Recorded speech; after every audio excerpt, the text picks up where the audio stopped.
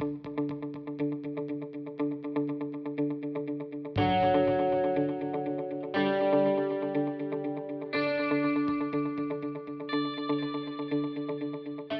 out on July 15th. That's when Amazon says. And I checked yesterday, I was number 47,000 in the bestseller list, which oil books typically are. Hopefully we can bump that up a little bit as we get closer to July.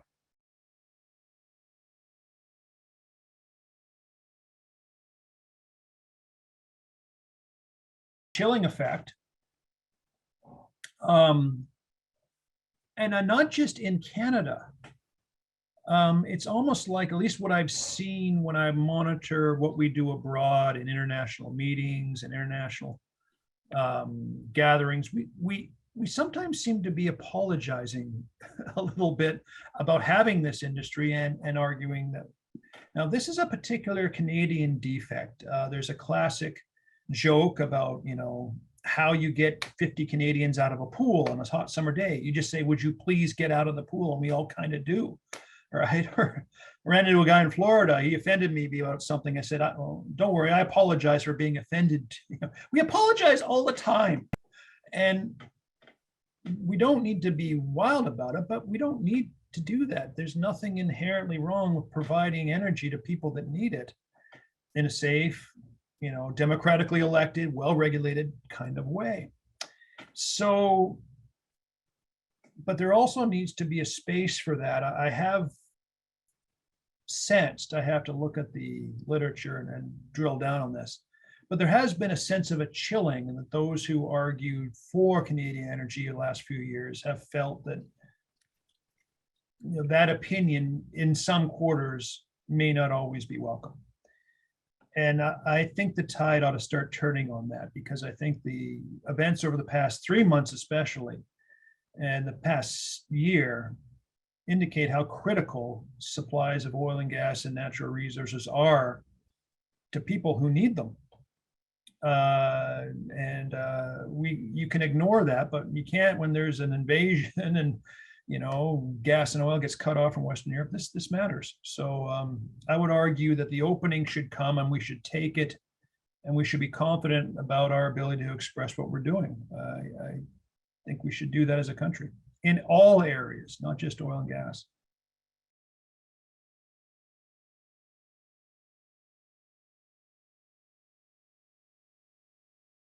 Never understood why these things have to be diametrically opposed. You do oil and gas or you do green renewables. Somehow we can't do both at the same time. I never understood that. Yeah, why not? The Americans can, the Chinese can. Why is it now? What do you mean by doubling down? And that gets into who are we talking about here? Are we talking about the tax incentives and regulatory structures that governments put in place? Are we talking about the opportunities that private sector capital chases? We need to get into nuts and bolts of what we're actually talking about here. But it's unwise to blow up a bridge unless you have one built under it already. Okay, you build the new one first, and then you demolish the old one. What seems to be happening, some would argue that we would demolish the oil and gas bridge first and hope that that'll make, and the data indicates that while we are making a lot of progress on non-carbon based stuff, it's nowhere near where it needs to be, and there's a lot of problems with it, both environmentally and reliability. And it's interesting, some of the folks that are most passionate about renewables, they oppose the clearest next step in electricity production away from coal, which is A, natural gas, and B, nuclear. Well, it can't have either of those. Well, okay, you don't have enough. So, make haste slowly. You can't wave a magic wand and suddenly have huge reserves of renewable stuff that can replace. We don't. The data is clear on that. So until we do, I want regular electricity ready in the winter. It's cold. And it's interesting, I know this, people talk about heat waves in Canada, and there are those. People still freeze to death. And you know why they freeze to death? They're poor. And they have crappy apartments and they can't afford heat, and they turn the heat way down. They're typically old, they're immunocompromised, and they die because they're not able to fight off cold because their energy is too expensive. People don't talk about that, but it does happen. So, energy poverty is a real concern in Winnipeg when it's 40 below for 2 months straight. Yeah.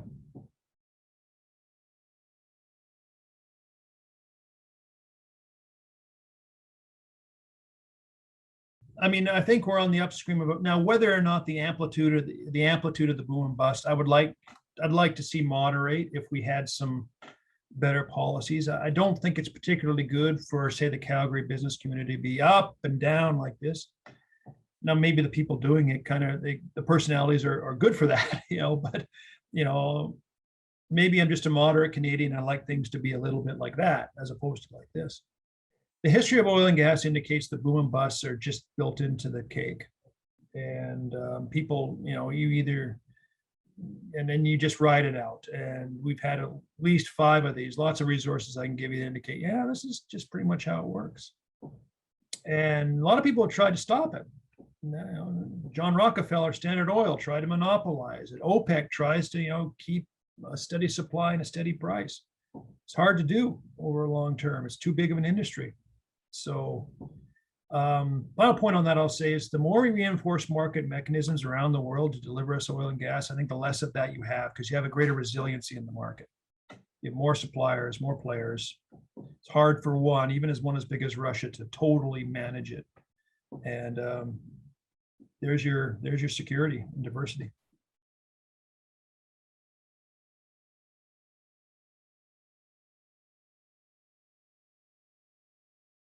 Yeah, human behavior seems to have a pattern to it, and it feeds into a lot of areas for sure.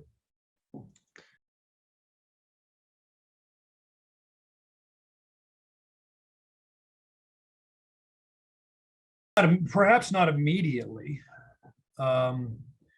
It's not their pensions that are being involved, and they're there for 4 years, and so. And in some cases, they may generate a positive return. In fact, in attracting students who believe that this is a way to go, and they do, because of a lot of the way that they've been educated and trained, and the popular media tells them that this is necessary. It may be a way to attract folks. For example, my home University of Queens is talking about and advertising the fact that we do quite well in the United Nations Sustainable Development Goals, and which we do. And students value that, will want to come here, and we want the best students who want to do that. That's for sure. So there's no immediate hit that one might call, but it's sort of like, how should I put this? Risk, most people think of risk as like a shark. Are you swimming along and it comes up and it eats you? And it's a big risk that just takes you down, and that's that. And we're worried about the black swan, the big unanticipated event. Most risk in life is not that way. Most of it is gradual and cumulative. You don't even notice it. In a business context, a competitor that has 2% of your market and you've got 50, but theirs is doubling every year and yours is only growing, is stagnant. You can ignore that particular threat for a number of years until it gets, all of a sudden, boom, it's kind of there. So risks tend to build. So that was the point I made about the constraint factors of the pension community. If you steadily constrain the universe of places they can invest, they're not as good as the people who can. So money leaves and it goes to some other pension investor. And all of a sudden, we don't have as good a pension fund industry in Canada as we might once have had. That steady erosion is, it's like a geographical metaphor, that water dripping breaks rock eventually, but you never notice it till it does. And that's kind of the worry that I have, is that an immediate a short-term decision might, in a lot of areas, can ignore the building risks that I think we have to be aware of and keep an eye on. Yeah, no, I think it's something that we do need to be aware of. And you talked about the polarization earlier a few times. And would you say that polarization on different matters could be helped with just a civil conversation? Or would you say some people are just so set in their views based off what you've seen? I mean, yes, I'm a huge believer in civil conversation where people actually talk for lengthy periods of time about issues. And sure, you will always run into people who, believe X, Y, or Z simply because they've always believed it. And it takes an enormous amount of effort, particularly people my age, the set in your ways stuff kind of does work, who believe a certain thing. But the only way path forward to tremendously divisive things that is productive is conversation, exchange of views, and an ability to. Our modern society doesn't encourage that. Twitter is 140 characters. Let's do Canadian energy and 280 characters. Oh, okay. Yeah. Or pro or con, and you get the bots feeding you what you want to hear, and and it reinforces folks' predisposition. A national strategy, would involve a federal government conversing with energy producing areas in ways that are productive. That doesn't seem to be happening at the moment. In fact, the opposite seems to be happening. That gets back to an earlier point. I think Canadians, we sometimes are enormously constrained. Everyone is, about what's going on in the country. Okay, but we're 35 million people. We're tiny. We're smaller than California. We have to be aware of what the rest of the world is doing. There's 7.4 billion of them, and they could use Canadian energy. So let's figure out a way to get it to them. Yeah, I mean, definitely the world can definitely use more Canada, that's for sure, in every single way. Yeah. So kind of leads into our next question is, so if a student at a university, let's say, is sort of in the same boat where they don't really believe divestment has an effect and they want to do something about it, what would you say should be their number one priority in what should they do if, say, their university has already divested and they want to do something about it, or bring that argument forward and start the conversation? Well, nothing is ever dead. Nothing is ever dead or set in stone, right? A university can make a divestment argument, but it can reverse it. I mean, but a couple of things you got to remember at a university is it's got a business model built on the Middle Ages, i.e. it's slow and ponderous, and there's committees, and there's other committees that have to review that committee's work, and people change, and you're there for 4 years as an undergraduate, and you're off and on. So what you can do, and I see your organization is one of many that are beginning to do this heavily, is just keep pushing back about the benefits of Canadian oil and gas, the importance of it to Canadian economy, the future that you might have as a committee, as a job, as an industry, because I believe you have one if you want to work in it. And I would argue, I don't have the data for this, but I think that the environmental side has been active for a long time. They're ahead of the game because they've been pushing on this for longer than fans of Canadian energy have been pushing back.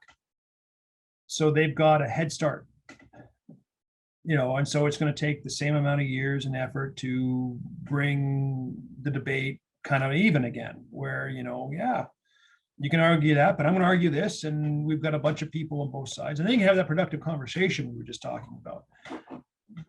But I think we probably should have pushed a little harder on the pro-Canadian energy maybe 10, 15 years ago than we did. Okay, We didn't, so start now.